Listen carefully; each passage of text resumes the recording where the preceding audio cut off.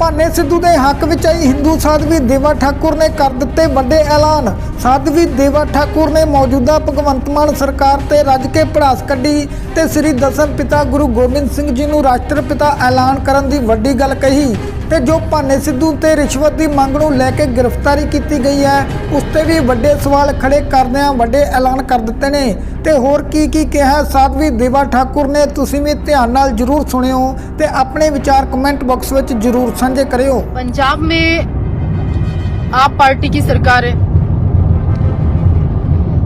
और पंजाब के हालात आप सबके सामने हैं। जिस प्रदेश का मुख्यमंत्री केवल अपनी शादियों में बिजी हो, अपने बच्चों को छोड़ दे, जो मुख्यमंत्री भगत सिंह का रंग पहनकर भगत सिंह के नक्शे कदम पर चलना तो बहुत दूर की बात है, शहीदों के लिए आज तक कोई विशेष स्मारक या विशेष कार्य न कर पाए। जो व्यक्ति खुद बसंती रंग की बात कर कर चुटकुले और कहानियां बताकर मुख्यमंत्री बन जाए, वो क्यों फिक्र करेगा? क्योंकि उसको अपनी शादी गृहस्थी और नए बच्चों के अलावा फुर्सत कहाँ। देखिए, राजनीति भी एक तरह का तपस्या है, त्याग है, समर्पण है और प्रदेश के बच्चे अपने बच्चे हैं ऐसी भावना इतने ऊंचे पद पर बैठकर लोगों को होनी चाहिए। मैं ये नहीं कहती कि शादी ना करो, बच्चे न पैदा करो। ऑलरेडी जिनके 3 बच्चे शादी लायक हो, ऑलरेडी जिनके 2 बच्चे शादी करने लायक हो, वो मंत्री संतरी और वो मुख्यमंत्री अगर शादी कर एक नई और जीवन शुरू कर ले तो एक अजीब सा तो लगता ही है। खैर छोड़ो, वो उनका व्यक्तिगत जीवन है, मुझे उससे क्या फर्क पड़ता है। पर मैं बात करना चाहती हूँ भाना सिद्धू कि भाना सिद्धू को मैं पिछले लॉन्ग टाइम से देखती हूँ। ना वो मुझसे कभी मिला, ना मैंने उससे कभी बात की और ना मेरे से वो परिचित है, ना मैं उससे परिचित हूँ। लेकिन भाना सिद्धू के जो वीडियो हैं वो मिलियंस में वायरल होते थे और उसने गरीब लोगों के इतने सारे पैसे दिलवाए, करोड़ों रुपया निकलवाया, जो आप पार्टी की सरकार भगवंत मान मुख्यमंत्री नहीं कर सकता। वो भाना सिद्धू ने काम किया। वहां पे एमएलए के पास कोई दरबार नहीं लगता था, लेकिन भाना सिद्धू के यहाँ 200 गाड़ियां खड़ी रहती थी बाहर। तीसरी बात कुछ छुपी हुई नहीं थी, ऑनलाइन ऑन रिकॉर्ड पंजाब के अंदर उसने खुले दरबार लगा के लोगों के एजेंटों से पैसे निकलवाए। चौथा, कई माता बहनें रोती रोती उसके घर तक पहुंचती थी और उसने सबकी बात सुनी, एक आम व्यक्ति।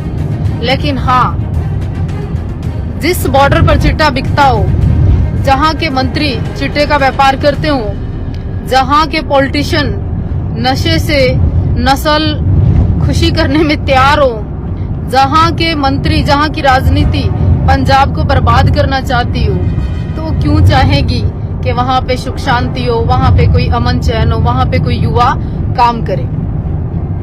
और पंजाब तो बड़े लॉन्ग टाइम से, पंजाब में जब भी जवानी आती है उसको मार दिया जाता है, मरवा दिया जाता है, राजनीति का शिकार कर दिया जाता है या जेलों के अंदर भेज दिया जाता है। ना कभी लखा सिधाना ने मेरे को सपोर्ट किया और ना कभी भाना सिद्धू ने मेरे को सपोर्ट किया और ना कभी अमृतपाल ने मेरे को सपोर्ट किया। और भी 2 4 5 जो बोलने वाले लोग हैं ना, उन्होंने मेरे को कभी सपोर्ट किया। लेकिन मेरा एक फर्ज बनता है इंसानियत के नाते, जब भी विषय होता है मैं बोलती हूँ, जब भी बात होती है मैं बोलती हूँ और जो बात मेरे मन को, मेरी आत्मा को, मेरी अंतरात्मा को लगती है मैं उस पर बात करती हूँ। तो 10,000 रुपए के जुर्म में भाना सिद्धू को अंदर कर दिया। अब अंदर करने के पीछे राज क्या है कि इन्होंने दीप सिद्धू को भी ऐसे अंदर किया था और फिर केस के बाद केस, केस के बाद केस, और जब तक वो नहीं बेचारा शहीद हुआ, मरा। हाँ जी, तो लाइव बीच में थोड़ा सा रुक गया था क्योंकि रेंज कम है यहाँ।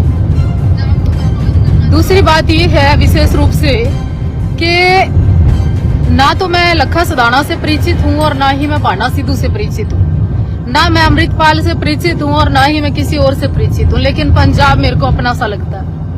पंजाब की धरा पे अमृतसर है और अमृतसर के अंदर गुरु साहब का घर है और उस गुरु साहब के घर से मेरा एक रिश्ता है और उस रिश्ते के नाते मैं पंजाब की चिंता करते हुए बोल सकती हूँ, मुझे अधिकार है। कोई मुझसे क्वेश्चन करे कि तुम पंजाब की राजनीति से क्या लेना देना, तो पंजाब ही क्या, मेरा तो पटना साहब से भी लेना देना, मेरा तो बिहार से भी लेना देना है, मेरा तो हरियाणा यूपी से भी लेना देना है। मैं तो इंसानियत के मुद्दे पे बोलूंगी, भले प्राण चले जाए मैं बोलूंगी ना। मैं बिकने वाली हूँ ना झुकने वाली हूँ। अब 10,000 रुपए की रिश्वत में बाना सिद्धू को अंदर कर दिया कि उसने 10 रुपए कमीशन मांगी, उसने तो धमकी दी, उसने तो ये किया।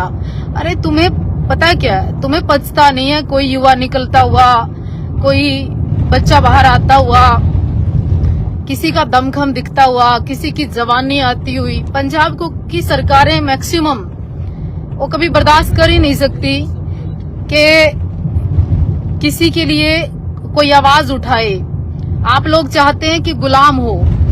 पंजाब को नशों से मारा, पंजाब को सियासत से मारा, पंजाब को जात पात के नाम पे मारा, पंजाब को खालिस्तान का नाम देकर मारा।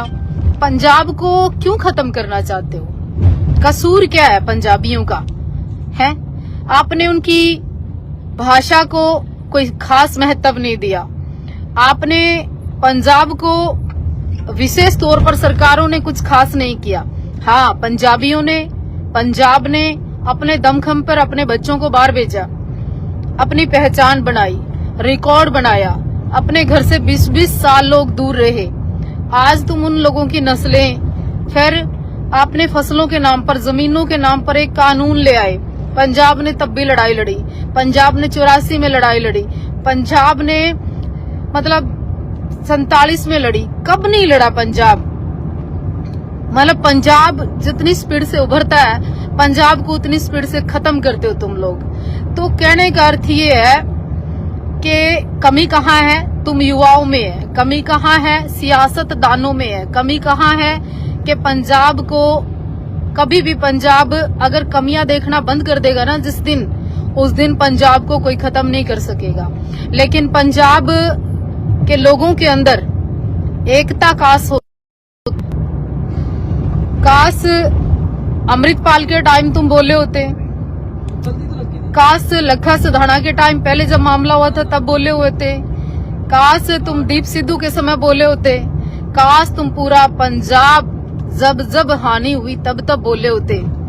पंजाब के बच्चे, चाहे वो क्राइम को लेके, चाहे फिर वो गलत कार्य को लेके, चाहे कोई नशे को लेके, मतलब तुमने सारी तरफ से पंजाब को खत्म करने के कितने मंसूबे करने के बाद भी पता नहीं गुरु साहब की कौन सी कृपा है, पता नहीं गुरु गोबिंद सिंह जी महाराज ने कौन सी ताकत पंजाब में सिखों को दी, पता नहीं गुरु गोबिंद सिंह जी महाराज का कौन सा ऐसा विशेष आशीर्वाद कि आज भी पंजाब है। लेकिन तुम सियासतदानों ने कसर नहीं छोड़ी। अंत में एक बात कहना चाहती हूँ, अगर ईमानदारी से चाहो तो इस वीडियो को शेयर करना और पंजाब सरकार तक पहुंचाना।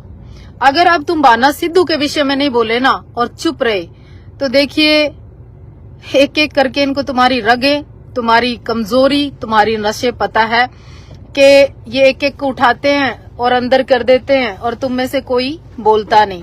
बोलते हैं तो तुम्हें पार्टियों के नाम पर, जातियों के नाम पर, समुदाय के नाम पर और धर्म के नाम पर बांट देते हैं और तुम बट जाते हो। और जब तुम बट जाते हो तो ये सरकारें तुम्हारा बेनिफिट उठाती है। तो लेकिन अब मैं ये कहना चाहती हूँ इंसानियत के नाते, धर्म के नाते, समाज के नाते, कि अब उस युवा का कोई कसूर नहीं। और रही 10,000 रुपए की बात, रही पैसे मांगने की बात, अगर किसी का कोई भला करता है ना तो नेचुरल भी 20, 30, 50 हजार लाख रुपए कोई बड़ी बात नहीं। जो बंदा करोड़ों रुपए निकलवाता है उस इंसान का स्टैंडर्ड बहुत ज्यादा हाई होना चाहिए था। उसके पास तो अब तक की विरासतें होनी चाहिए थी, कई करोड़ की गाड़ियां, ऑफिस होना चाहिए था। लेकिन एक वो मंजे पे बैठ के, टेबल पे बैठ के, खेत में बैठ के, गली में बैठ के, चौराहे पे बैठ के तुम्हारी आवाज बुलंद करता रहा। उसने कभी कोई बड़े बड़े चैनल बुलाकर प्रेस कॉन्फ्रेंस नहीं करी। बाना सिद्धू ने आम सब लोगों को बोलता था कि सब लाइव चला लो, मैं बात करूंगा। तो तुमसे इतना भी नहीं बचा, क्योंकि तुम किसी प्रतिभा को, किसी हुनर को, किसी को आगे बढ़ने नहीं देना चाहते। और पंजाब के खून में, पंजाब के जनून में आपको पता है अगर पंजाब बोला तो विश्व रिकॉर्ड तोड़ सकता है। इसलिए तुम पंजाब को खत्म करना चाहते हो। बाकी पंजाब वाले तो रज गए होंगे ना पार्टी की सरकार से, हरियाणा के भी सारे नेता भाग भाग के वापस आ लिए। तो ये जो केजरीवाल है ना, अपना इलाज नहीं कर सका, भगवंत मान के ब्याह में राजी है, फिर वो अपना राघव चड्ढा की शादी में राजी है। तो ब्याह और बच्चों से फुर्सत नहीं है आप पार्टी की सरकार को। बाकी अगर किसी को लगता है कि एक युवा को, चाहे वो भाना सिद्धू हो, चाहे लखा सदाना हो, चाहे कोई और युवा हो, आगे बढ़ाना चाहिए, तो इनको सपोर्ट करिए। जय हिंद। वाहिगुरु जी का खालसा, श्री वाहिगुरु जी की फतेह। और हाँ, गुरु गोविंद सिंह जी महाराज को राष्ट्रपिता कहना और लिखना इस वीडियो के माध्यम से शुरू करिए आप। हर कोई सिख सामने लिखे राष्ट्रपिता गुरु गोविंद सिंह जी महाराज।